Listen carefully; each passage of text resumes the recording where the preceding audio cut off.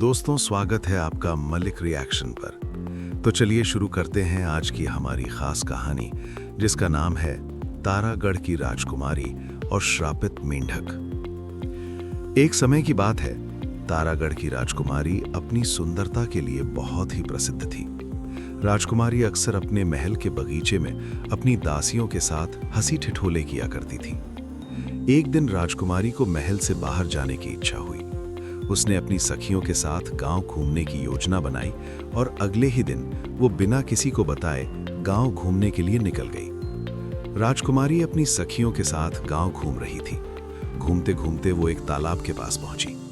राजकुमारी थक गई थी तो आराम करने के लिए वो तालाब के पास ही बैठ गई। तालाब देखने में बहुत ही सुंदर था।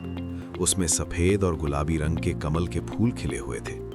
राजकुमारी एकटक उसे देख रही थी कि तभी उसका हार नदी में गिर गया। वो हार उसे उसके पिता ने दिया था।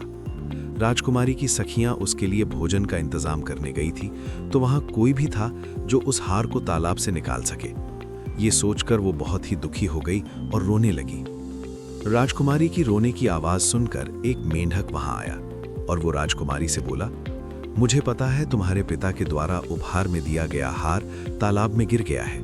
मैं वो तुम्हें लाकर वापस दे सकता हूँ, लेकिन तुम्हें मुझे अपने साथ रखना होगा। पहले तो राजकुमारी बोलते हुए मेंढक को देखकर डर गई, लेकिन अपने पिता के उपहार को वापस पाने के लिए वो राजी हो गई। ये सुनकर मेंढक ने तालाब में छलांग लगाई और थोड़ी देर बाद वो हार के साथ वापस निकला। ये बहुत ही ज्यादा खुश हो गई और उसने उसे अपने साथ महल ले जाने का निर्णय किया। कुछ समय बाद राजकुमारी की सखियां खाना लेकर वहां आईं। सबने बैठकर मजे से खाना खाया और वापस महल में चले गए। राजकुमारी ने अपने पल्लू में मेंढक को छपा लिया और उसे भी वो महल में ले आई।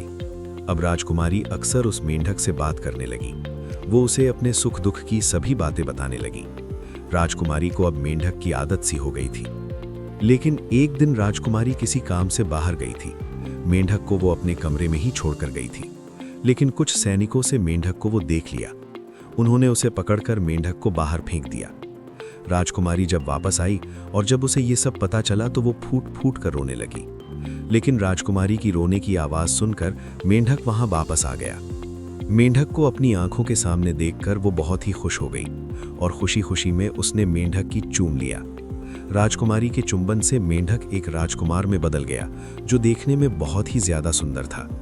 राजकुमारी ने जब राजकुमार से उसकी हालत का राज पूछा, तो राजकुमार ने राजकुमारी को बताया कि एक दुष्ट जादूगर ने उसे मेंढक में बदल दिया था। जादूगर के श्राप को प्यार से ही तोड़ा जा सकता था और राजकुमारी ने वही किया। राजकुमारी के प्यार भरे चुंबन से वो फिर से इंसान बन गया था। इसके बाद राजकुमार और राजकुमारी ने शादी कर ली और दोनों खुशी खुशी रहने लगे। कहानी की सीख। किसी की सच्ची भावना और वफादारी को कभी उसकी बाहरी शक्ल से नहीं आंकना चाहिए। जो व्यक्ति बाहर से साधारण या अजीब लगता है, उसके भीतर भी अच्छा और मूल्यवान हृदय हो सकता है। दया, करुणा और वचन निभाने से जीवन में चमत्कार हो सकते हैं। सच्चा प्रेम और अपनापन किसी रूप या स्थिति का मोहताज नहीं होता। कठिन समय में जो साथ देता है वही सच्चा मित्र होता है। अंदर की अच्छाई सबसे बड़ी सुंदरता होती है और सच्चा प्रेम हर बंधन को तोड़ देता है। अगर आज की कहानी ने आपके दिल को जरा सा भी छुआ हो तो वीडियो को लाइक जरूर करें और ऐसी ही नई नई दिल छू लेने वाली कहानियां सुनने के लिए मलिक रिएक्शन को सब्सक्राइब करना ना भूलें। हम बहुत जल्द फिर मिलेंगे एक नई कहानी के साथ, एक नए एहसास के साथ। तब तक खुद का भी ख्याल रखें और अपने अपनों का भी। जय हिंद।